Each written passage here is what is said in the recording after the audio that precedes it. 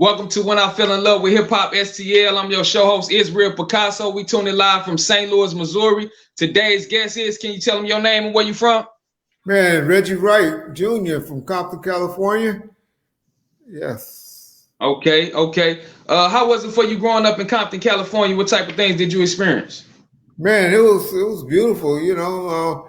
That's all I knew. That's all I ever been. That's the only city I knew. So, I originally came from the housing projects in Watts, Imperial Courts housing projects, which is some housing projects in LA, and then we got the Jeffersons in us, and we moved on up to Compton. Moved there in like 1972. I was in the second grade, and been there until I became an adult. Okay. Now you said Watts, right? So y'all was in like the Grape Street area. I was in Imperial Courts, which is the PJ Watts. But Okay. I did get in trouble with some Grape Street later on in my life, and so I do know, a lot of people from the Jordan Downs housing projects. But but I was actually a PJ boy. Okay, that's what's up. So how did you? When did you fall in love with hip hop? Fell in love with hip hop. I always give EPMD one of my first albums that I got into. But to be honest, I don't go back. I don't just say keep it real. It was the Ghetto Boys was the one that I bumped from 1 through 12, 1 through 14, and it was Scarface, and now I love that Ghetto Boys album. And then of course I got into Ice Cube.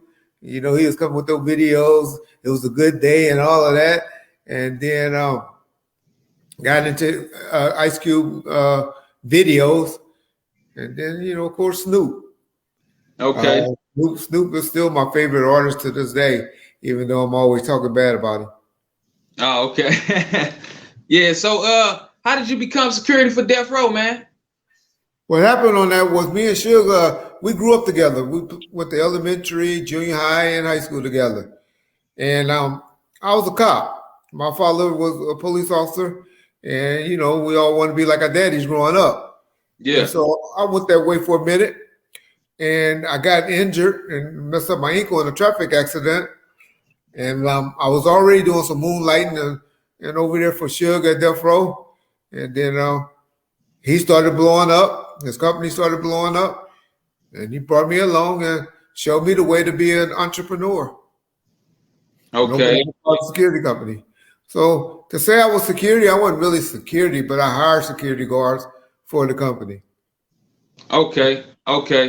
Now, I gotta ask you, man. This is a question everybody wanted me to ask you. Is it true that Tupac signed this contract with Death Row on a napkin, man? It wasn't on no napkin, but it was in the penitentiary, so it was on a sheet of paper. It was on a sheet of paper. It was just a sign. It was just the rights was a sign because the company that he was assigned to was Interscope Records, and Jimmy and Suge had a great working relationship because they were making money together. They didn't want to deal with him no more. Tupac was wild. Y'all know Tupac was wild. He was wilding out. The white boys couldn't deal with it. They making corporate moves. And so they was like, you know what, Suge, you can deal with him because, Suge, Pac was having problems in jail. Y'all listen to the interview that Moochild did on Arthur Dialogue today. He tell y'all how Pac, he was having it financially rough. And Interscope was not trying to give up any more money because they, was dishing out a lot of money, even though he was making a lot of money for him. But, he had a lot of lawsuits and a lot of issues and legal fees that was going on. And so, they were like, okay, Suge, if you want to deal with it and you want the headache, right? You can deal with him. And Suge was willing to take it on. I think he consulted his boy Dre and Snoop, who was his boys, who was making all the money, and his partners at the time. And they was like, man, make it happen. Go do it. Got the blessings, and he went and ran with it. But no, it wasn't signed on no napkin. It was signed on an assignment from a sheet of paper. Right. All right, so were you at the Source Awards the night Suge Knight disrespected Puffy? Can you get the details on the tension, how it was? Yeah, disrespected Puffy. You act like you from the East Coast saying shit like that. No, I'm from St. Louis, man. Hey. Yeah, that's some East Coast. That's some East Coast shit. That shit ain't got nothing to do with St. Louis.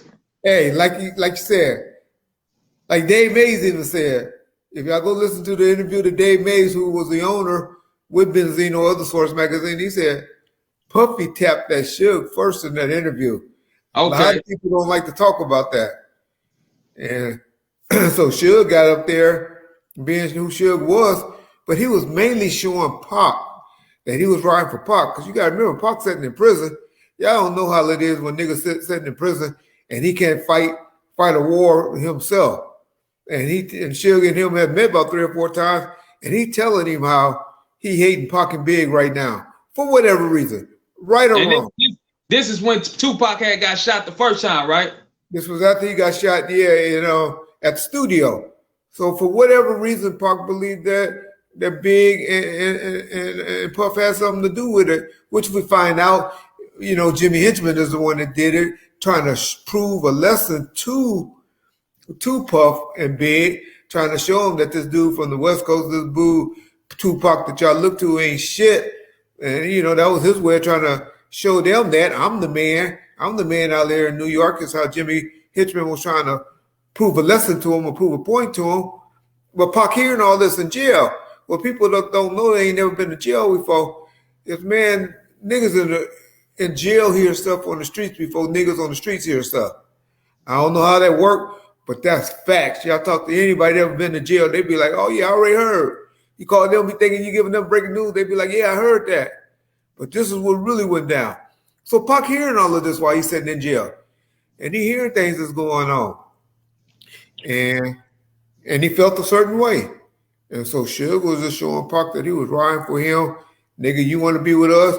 That's what you want. That's how you gonna roll? Then we got you 110%, and that's what he was showing him on August the 6th when the Source of Wars happened. Well, Hollywood had his back. Yeah, making that statement. Okay. So did Snoop and Tupac have a real friendship? What made them not see eye to eye after Tupac, before he died or whatever? Oh, they definitely had a friendship. They were cool. They were label mates. There was a blue side, red side. Pac was leaning more to the red side at that time, and Snoop had his side with the blue side. But they still was making money together and had a cool relationship. But Snoop did something that was ultimately that Pac took as disrespect.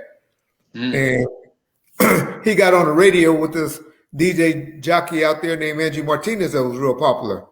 Okay. And he got on the radio the night of the MTV Music Awards, and he said that I ain't got no problem with the East Coast.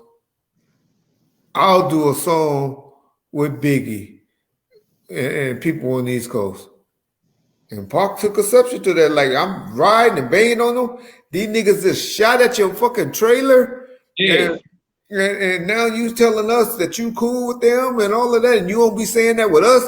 You got diss songs in the studio with us.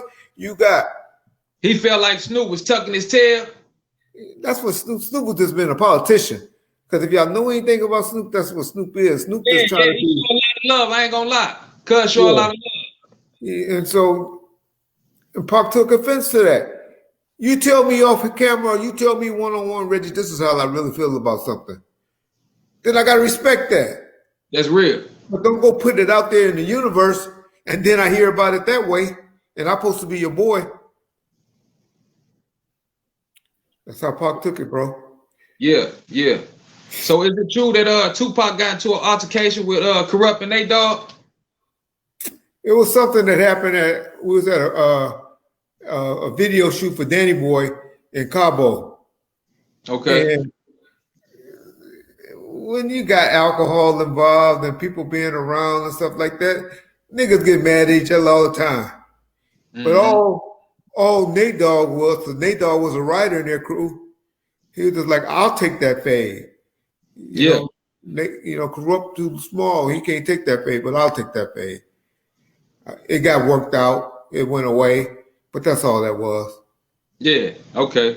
So it wasn't too much. Nah. Okay. So was you there the night of Tupac's murder? I was in Vegas, but I was at the Club 662. It happened, of course, down the street from where they was on their way to.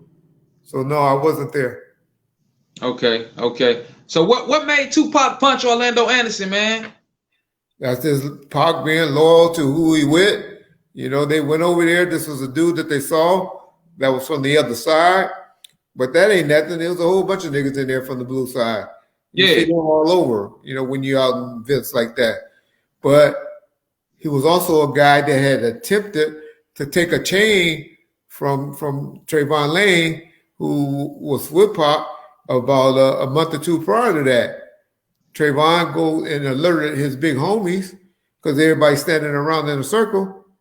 Pac take off like a bat out of hell because that's how he is. He's a loyal nigga like that. And took him bomb on on Orlando. Yeah. And which led to a beating. Just can't do that to. I apologize. I said, which led to a beating, huh? Which led to a beating, which led to the demise of a great legend. Can you explain how the shooting took place involving Keefe D allegedly? Well, now you know they Crips. They ain't scared of power rules or bloods. They do what they're supposed to do, and they did what they're supposed to do. They mounted up, and they caught them slipping, drove up alongside of them, and fired shots into a car. Anybody can do that. Anybody can do that. If you're willing to deal with the repercussions, that's one thing. But they got caught slipping. Yeah. Not too much to do sitting in the car if somebody planning on doing something to you. Yeah, so is it true that Tupac tried to jump in the back? That's what Suge say. Suge the only one in the car with him. That's what the evidence appears from the gunshot wounds.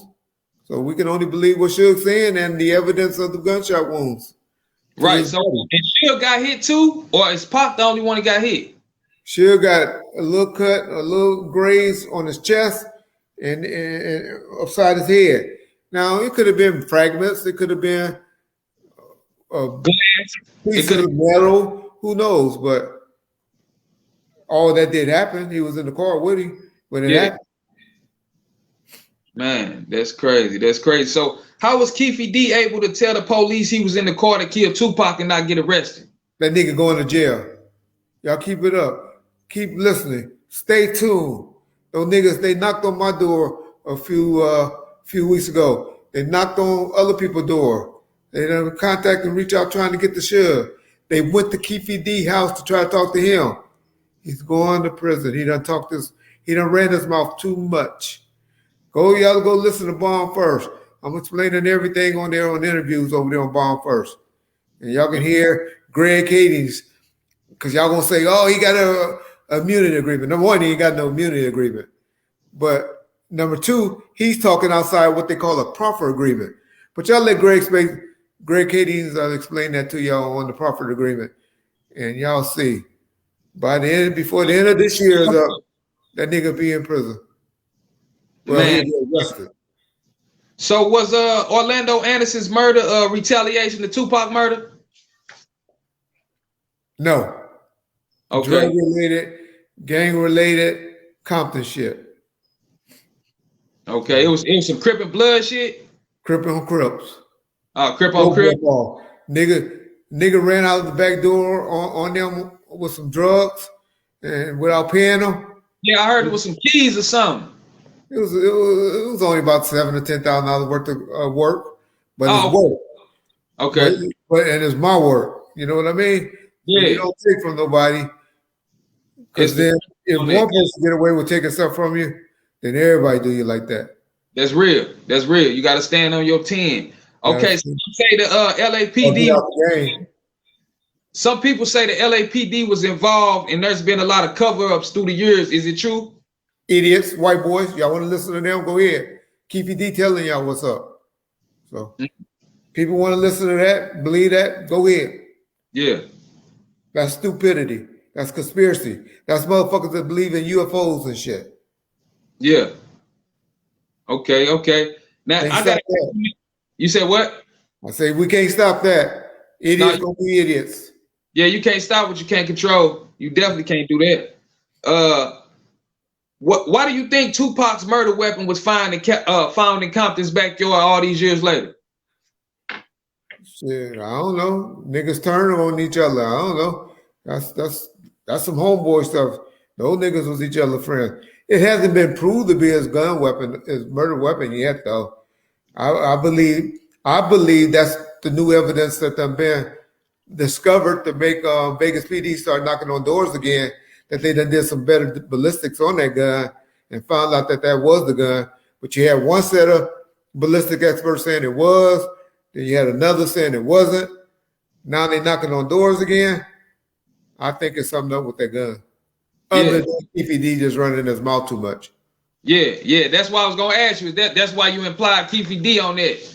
Cause I did see the Bond first interview, and I remember you said that, that they was gonna be after, dude for that shit, man. He said a lot. He did say a lot. I don't want to, they ain't got nothing to do with me, but from my observation, he did say a lot, man. He said too much. He got some bad advice. Whoever advised him to talk after that immunity agreement, after he got away with that, he wasn't supposed to talk no more.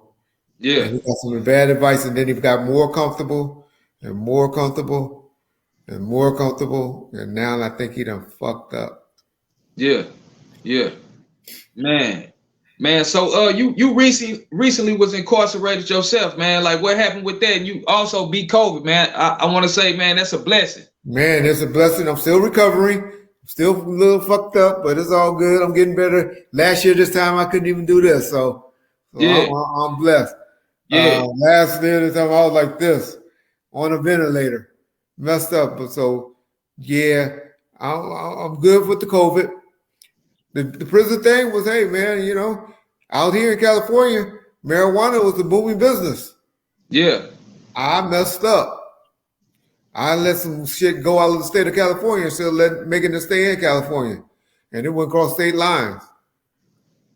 It's cool in California. Yeah. Across the state line. Yeah. But they're starting to change the laws up a little bit, man. They're trying, but I got caught up and got to go sit down. They don't like when others making too much money that they can't tax. Yeah. So how important is it to put God first, man? Because you overcame that COVID shit, man. That you could have been gone, man. A lot of people died from that shit, man. Man, I feel for the young people that's out there that don't believe in getting vaccinated and all of that. I just keep praying for them. I mean, I got people in my family that speaks it.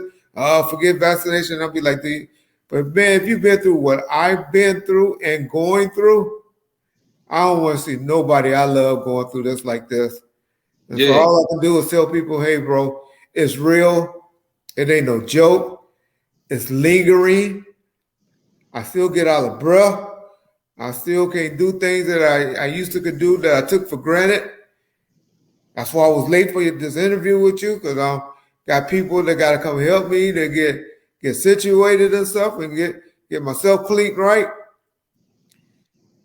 It's no joke, man. And it's a blessing, man. It's a blessing you still here, man. So you got to count those blessings. I'm very appreciative. I'm glad, God to put his hand on me and be like, okay, it ain't your time yet. Yeah. You still using me to your mission over. I think he using me to put this, so I can put this platform out to educate one person, because if I help one person go get vaccinated and save their life, then it's worth all this talking I'm doing. Yeah. Okay, I want to ask you, man, what's new for Reggie Wright, man? What you got going on in 2022, man? 2022 is trying to get healthy, bro. Yeah. Trying to get right. Got this YouTube channel. I'm over there. I mean to be on your platform blowing up mine, but I'm on Bomb First every day at 9 a.m. Yeah. Oh, no, that's all good, man. Man, I show love, man. When you show love, it reciprocates. So, man, it's all love. Promote. It's good. Okay. Well, every day, 9 a.m. Pacific Standard Time, which is, I think, 11 o'clock in y'all area, 12 o'clock in on the East Coast. A show come on. 10-minute clip is telling stories. I got Danny Boy running right now. James McDonald, Mob James. Mutai about to start next week. Some interviews with Greg Cadings. This rapper that was in a group called 6'8". Okay. Gorillas and Big C Style coming up. And so I'm just gonna go on my Rolodex, pull out some different people, and we just gonna tell Death Row stories and current topics and deal with them. And so, That's real. Oh, okay. Man, and anytime you want to come back on the platform, you more than welcome, man. It's an honor, like I told you. Much respect, and anytime you reach out, you know me. You reached out, and I was like, when? Yeah. When you want it. So I try to be open book. Some people think I'm a media whore. I'm just trying to help. I can just sit over there and bomb first and do shows all day. But that ain't me. I try to be with everybody, anybody. I didn't ask you how many subscribers you got, where your channel name is. I was just like, I'm there. Yeah. That's Reggie. People don't know me. They think they know me, but hey, all I can do is show. And then people can say, yeah, well, that's how he treated me. That's how he did. That's what he did for me. That's real. That's real. You got any sponsors or merch you want to shout out, man? I ain't in it for the money all the way, but nothing right now. We got some Death Row East t-shirts that's gonna be going on sale in about a week. Y'all want to come over there? If y'all want those Death Row East t-shirts that Pac was wearing in the video, y'all can come check those out in about a week. But just come over to the bar first. Check it out. Okay. So what about like artists? Y'all dealing with any artists? Like, how can artists like get in contact with you? Like, for if they want to send y'all some music? Yeah, I'm kind of messed up right now. I got to get back on my feet and get back right before I want to touch and do that. Anybody there can hit me up on IG if they want some advice. Yeah. But as far as being able to help you right now, I'll be lying to you. I ain't gonna sit up here and lie to you. I try to do a show where I was trying to play people music and stuff on the shows and just say, this is good, this is not, just get the audience to respond to it on some live streams. But YouTube don't seem to like that. They get mad when you're trying to help people and all of that. And I was getting copyright claims and all that. They were trying to shut my channel down. Oh, that's crazy. So I got to figure out the way to do that correctly because I want to help people. I want people to know, okay, nigga, you got some trash. You need to go and start working. Or, man, you got some talent. Keep pushing. But all I can tell a person to do is trying to get out there and get up there, because all music execs is doing right now is looking at your following, your IG, your streaming. Get the IGs up. Don't be all over the place. Just get one song. I'll tell you, a boy from your town. Man, I don't know how old you are. I'm 32, man. Okay, so you too young. But there's this artist named Nelly from your town. Yeah, I know you're talking about. I know you know Nelly. That's your town. That's your hero. Yeah. He had country grammar. We learned about country grammar in like 98, 99. Country grammar was being worked in St. Louis probably 3 years before it blew up. Mm-hmm. But my point to that is that's all he worked. Work one song, keep blowing that song up, and eventually gonna get to those streams and those numbers. And where artists mess up today, they got so much stuff, they fall in love with their own music because they just find that one hit and put all your money and time and effort into that one song and blow that song up, get your IG up, and you're gonna get a deal. You're gonna get a shot. Okay. That's my advice. That's real. I appreciate that, man. I really appreciate that. I gotta ask you, man, what's your top 5 favorite rappers all time if you got one? Oh yeah. Of course, you better say Pac. Pac's the GOAT, right? Okay. Ice Cube, Snoop Dogg. Okay. DJ Quick, and believe it or not, Biggie Small. Okay. That's a nice top 5 though. I'll give it to you. So what you think about today's era of hip hop, man? What you think going on right now? I'm grandpa now. These youngsters is out, but when I was listening and bumping, I'm more of an R&B guy now. Like I said, if I had to go to anybody concert right now, it'd be Snoop's and Cube, that Mount Rushmore tour that's going on right now. That's who I would want to go see. That's who I like. That's who music I like. But I know those are old. Those are 90 artists. But that's who I would want to go see. Yeah, for sure. You know, I love Lil Wayne back in the mid 2000s. Love Lil Wayne. I like Fabulous. I'll be honest, I like Fabulous. Okay. I'm going by time period, so y'all don't carry me up. Say this nigga talking about 2000s. Yeah, nigga, you good? And so that was what was going on 2000. Never was really big on Ja Rule, but I like his hooks and stuff like that. Like Nelly, you know, I like a lot of Nelly songs. There was a dude named Flip. Y'all remember Little Flip from Houston? From Yeah, Texas? yeah. I used to love Little Flip song. These new dudes, anything DJ Yellow's on. I like him and Khalid. I'm talking about Yellow as a producer. Yeah. What's Khalid? I like songs. I can't get into Kodak Black, and I love Wiz Khalifa when he was doing the Black and Yellow. I just What you think about what you think about Lil Durk? Lil Durk's cool. I like Baby. I like Lil Baby. Okay. Yeah. You want me to nigga, get into the 2019, 2020s. I like Lil Baby. I like what he be doing. Okay. Yeah. So what you think about Snoop getting Death Row Records going back? Well, I hope he don't mess it up. The people that he talking about doing, it's gonna be a failure. He talking about RBX, Warren G, Rage. Y'all want to hear any of them? Tell the truth. Tell the truth. Man, I can't speak on it. I can't speak on that. But you know, maybe the people might not want to hear it. But you know, you might have some older people might want to hear it. But the youngsters, do they buy records like y'all? They buy records like y'all? Old people like me want to listen to smooth stuff. We listen to Sade. We listen to Bill Wyners.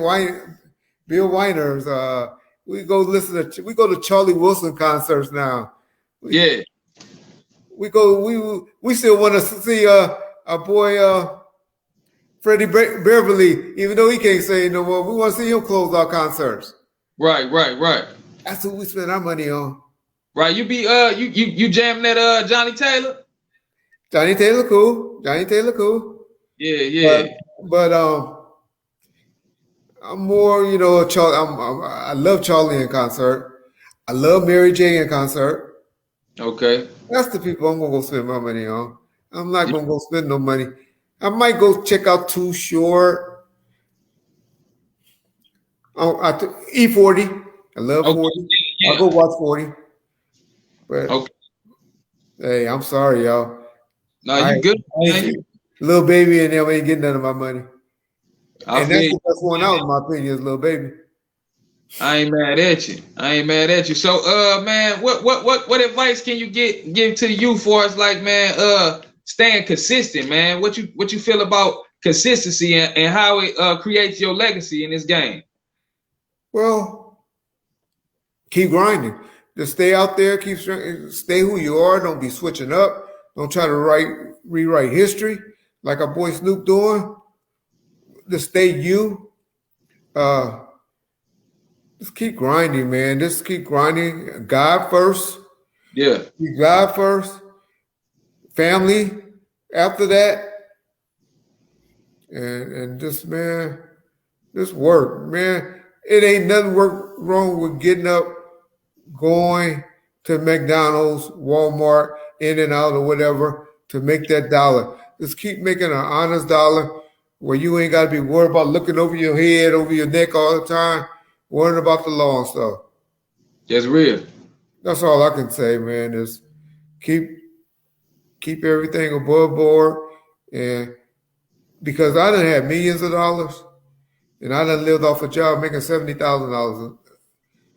And I'll be honest, I was more happy when I just knew I had that check coming every Friday or every other Friday than I was when I was chasing no millions. Yeah. That's problem.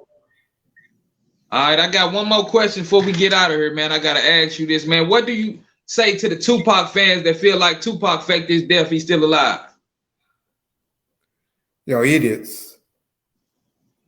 Tupac got too much of a big mouth to let everything that's been going on. He would have ran at the Hard Rock. What you call it when they had Snoop Dogg inducting them in the Hall of Fame. When they had that dude inducting him in the Hall of Fame, he would have came out if he was still alive. He would say, "All right, I'm back. Yeah. Y'all got this fool inducted me in the Hall of Fame." That's real. Okay. All right. We finna get out of here, man. I appreciate you coming on the platform, man. Once again, man. Anything you want to say before we leave? Just respect, man. Respect to you. Where you get the name Yaki Gaddafi from? That's your favorite outlaw? I ain't got that name, man, but I really I was in tune with the Outlaws, man. So okay. I put that on my Facebook, Yaki Gaddafi. If y'all want to reach me, y'all can reach me on Facebook as Yaki Gaddafi. And then I'm tall and light skinned and shit. Motherfuckers used to say I look like Gaddafi and shit. Respect. Yeah. I was just wondering. Okay, no disrespect. I just I'm real Picasso though. That's me. That's my stage name. I do got a record out that just dropped on all platforms. It's called Fire. You can look it up on any platform. We over 150 stores. It's real Picasso Fire. Yeah. Keep drying in that region, and like I tell you, man, get that IG up, and just only work one song. That's real. At the most. Okay. Don't put no money all over the place, dog. I got you. Any money, any exposure you can give to that one song. Okay. Hey, let them know what podcast you on before we get up out of here, man. Once again, YouTube channel, Bomb First. Yeah. Every day. Come and check me out. Give me some love. Let me know you came from over here from my boy's channel. Because I respond to everybody. Let me know what channel this is. When I Fell in Love with Hip Hop. Just repeat it. When I Fell in Love with Hip Hop, y'all. My boy from STL, from the St. Louis, Big Gene Deal Town, huh? Yeah. How you feel about Gene? No, this. How you feel about Gene Deal and all the little stories he be telling and shit on his little interviews? I learned to respect him. Yeah. I learned to respect him, and I understand him, and I understand that everybody got an opinion. Yeah, because he said a lot. Right or wrong. He made. I know we was finna leave, but I just want to say this.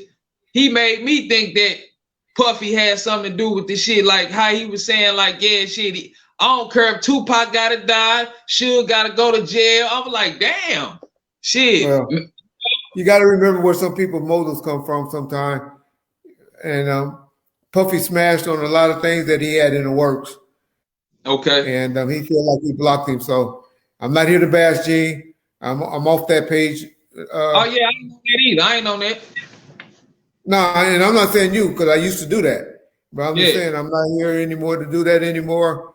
And just kind of when people saying stuff, just kind of wonder where the agenda coming from or where the energy coming from. Yeah, just be an investigator.